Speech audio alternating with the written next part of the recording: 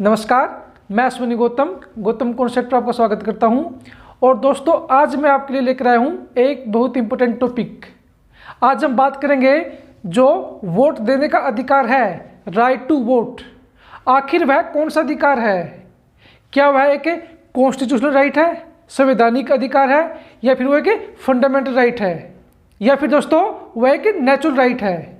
तो आखिर वोट देने का अधिकार कौन सा अधिकार है जो अक्सर परीक्षाओं में पूछा जाता है? अगर आपने अभी तक चैनल सब्सक्राइब नहीं किया तो कर लीजिए, ताकि टाइम पर आपको लेटेस्ट नोटिफिकेशन मिलती रहे। देखिए दोस्तों, भारतीय संविधान ने लोकसभा और विधानसभा के चुनाव के लिए सार्वभौमिक वयस्क मताधिकार प्रणाली को अपनाया है, मतलब कि यूनिवर्सल अडल्ट फ्रेंचाइज को अपनाया है। अब दोस्तों, इसके आधार पर भारत के नागरिक को जो 18 साल का हो चुका है को धर्म, जाति, लिंग, साक्षरता और धन संपदा के आधार पर बिना भेदभाव किए वोट देने का अधिकार दिया जाता है। मतलब कि साथियों, कोई व्यक्ति अगर अनपढ़ है या उसके पास पैसे नहीं है, कम पैसे हैं, ठीक है, किसी भी धर्म जाति का है, तो इन चीज़ों को नहीं देखा जाएगा। इन सबसे परे उसको आपका वोट देने का अधिकार दिया गया है बिना किसी भेदभाव के। ये तो हुई एक बात। अब जो दोस्तों दूसरी बात है वो ये है कि जो पहले, ठीक है, वोट देने की एज थी वो थी 21 साल। जैसे कि आप सब जानते हैं, जो पहले वोट देने की एज थी, मिनिमम एज, वो थी 21 साल।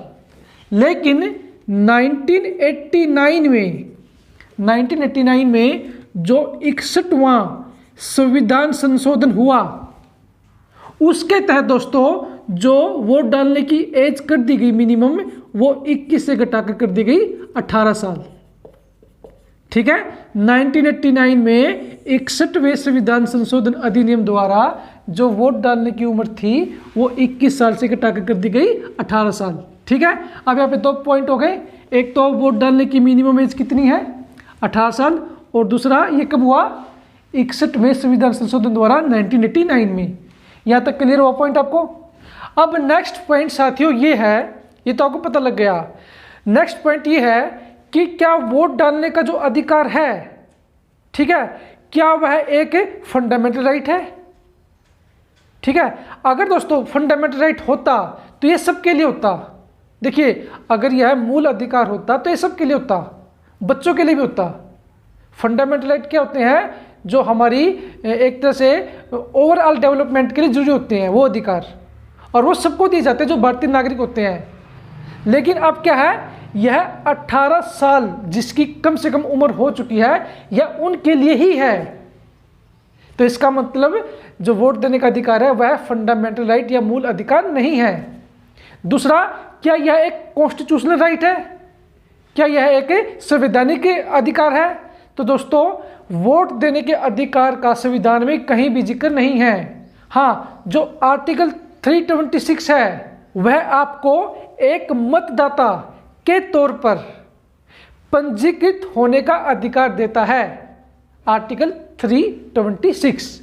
लेकिन दोस्तों, उसमें जो ये राइट टू वोट है, वोट डालने का अधिकार है, इस पे बात नहीं की गई है। वह सिर्फ इतना बताता है कि वयस्क कौन है और आपको एक मतदाता के तौर पर पंजीकृत होने का अधिकार देता है। तो फ्रेंड्स, कुल मिलाकर संविधान में जितने भी आपके आर्टिकल्स हैं, कहीं भी इसका राइट टू वोट का जिक्र नहीं है। तो दोस्तों, इसका क्या मतलब हुआ कि right to vote constitutional right भी नहीं है, फंडामेंटल भी नहीं है, ये सब के लिए नहीं है। और क्योंकि इसका किसी भी अनुच्छेद या आर्टिकल में जिक्र नहीं है, तो दोस्तों यह कॉन्स्टिट्यूशनल राइट भी नहीं है। तो यहाँ पर साथियों एक प्रश्न उठता है, अगर आप 18 साल के हो चुके हैं, भारतीय नागरिक भी हैं, तो क्या आपको वोट देने का अधिकार मिल जाएगा? हमेशा ऐसा नहीं होता साथियों। मान लीजिए आपकी मानसिक हालत ठीक नहीं है, तो आपको वोट देने के अधिकार से वंचित किया जा सकता है।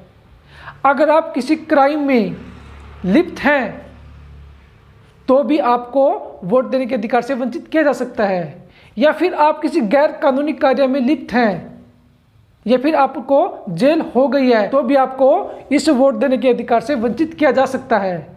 तो इतनी रिस्ट्रिक्शन है, ठीक है ना। ये नहीं है कि आप 18 साल के हुए आपको वोट देने का अधिकार मिल गया। तो दोस्तों अब बात आती है, तो फिर ये कौन सा राइट है? तो तो साथियों आप याद रखिए यह एक कानूनी अधिकार है। कौन सा अधिकार है? कानूनी अधिकार। मतलब कि दोस्तों इंग्लिश में क्या कहेंगे इसको? यह एक लीगल राइट है। आप याद रखिएगा right to vote, right to vote कौन सा अधिकार है दोस्तों? लीगल राइट या फिर कानूनी अधिकार। यूपीएससी में भी दोस्तों यह क्वेश्चन आ चुका है और स्टेट पीसीएस या एसएससी वगैरह में भी यह क्वेश्चन अक्सर पूछा जाता रहा है कि वोट देने का अधिकार कौन सा है। तो आपको याद रखना है वोट देने का अधिकार एक लीगल राइट है, ना कि कॉन्स्टिट्यूशनल या फिर फंडामेंटल राइट या फिर नेचुरल राइट। तो यह कानूनी अधिकार है या फिर लीगल राइट है। ठीक है दोस्तों, ये आपको याद रखना है। अब साथियों आपके दिमाग में एक क्वेश्चन आ रहा होगा कि अगर यह कॉन्स्टिट्यूशनल भी नहीं है, फंडामेंटल नहीं है, तो फिर इसका जिक्र कहाँ पे है? कानूनी अधिकार तो है, इसका जिक्र कहाँ पे है? तो दोस्तों आपको इसका जिक्र मिलेगा जन प्रतिनिधित्व अधिनियम 1951 में। ठीक है, जो आपका रिप्रेजेंटेशन ऑफ पीपल एक्ट 1951 है। ठीक है दोस्तों, उसमें आपको इसका जिक्र मिलेगा। ठीक है, और यह अधिकार हमें किसने दिया है? यह संसद ने हमें अधिकार दिया दोस्तों, और काफ़ी रिस्ट्रिक्शन के साथ दिया है। जैसे मैंने आपको बताया अगर आप पागल हैं, ठीक है, या आप किसी क्राइम में लिप्त है, तो यह अधिकार आपसे छीना जा सकता है। और दोस्तों देखो एक बात तो बता देता हूँ आपको, जो फंडामेंटल राइट होते हैं अगर वो आपसे छीन ले जाएं तो आप डायरेक्ट सुप्रीम कोर्ट जा सकते हैं। ठीक है, लेकिन यहाँ पर ऐसा नहीं है, आपको पहले लोअर कोर्ट में जाना पड़ेगा, ना कि सीधा सुप्रीम कोर्ट में। तो समझ में आ गया आपको? तो दोस्तों लास्ट में आप ये याद रखिएगा कि आपको वोट देने का अधिकार कब है? जब 18 साल के हो चुके हैं, भारतीय नागरिक हैं।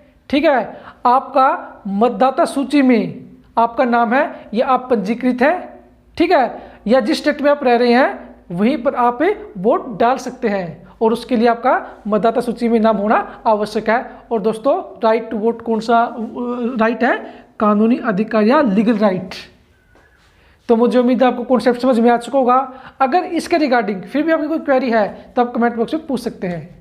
आज के लिए इतना ही। Thank you, have a nice day.